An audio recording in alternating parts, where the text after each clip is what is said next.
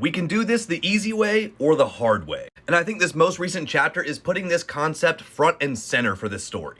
Anyone can attain ultimate power, but the path by which you do so will dictate its outcome. Spoilers up through chapter 1181. If you haven't read that far, then you might want to scroll on. I believe this is the core of the statement that Imu is making right here. Loki is shocked that Imu is able to change his size to that of an ancient giant. And Imu responds with a power that lurks within all things, seemingly saying that anybody could do it, which I believe is exactly what Imu is getting at. He goes on to talk about the trinity of domination. First off, through corruption, the concept that simply seeking ultimate power leads to corruption inevitably. And then we have covenant, the fact that people will actively choose servitude out of self-interest. They will give up their own rights and freedom for this interest. And the envy that leads man in this search of power is called the power of Omen. I feel like this can also be read as hubris, pride, ego. These core impulses that tend to lead man down the path of darkness, whether it is for altruistic reasons or not. So when Imu says that this power lurks within all beings,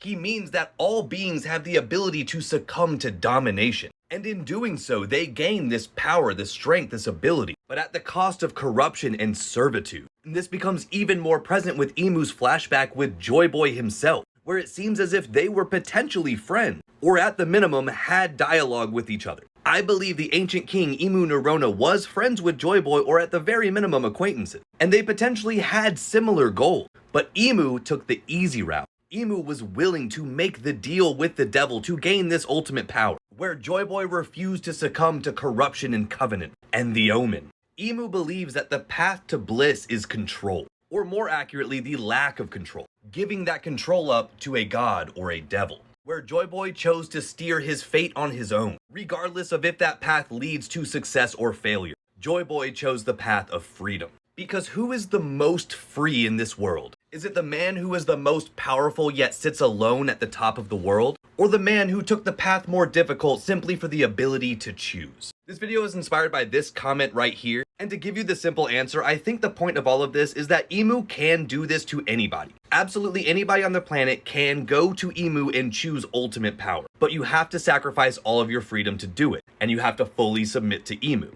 I believe that Imu is stuck in a place where they can't possibly understand why somebody would choose any other path than the most direct one to power. And that is why Joy Boy is so triggering to them.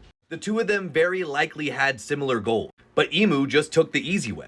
Imu preys on the darkness in the hearts of all mankind. That is exactly why somebody like Joy Boy and Luffy is the antithesis to everything that Imu represents. Because their ultimate fear is the man who is the most free.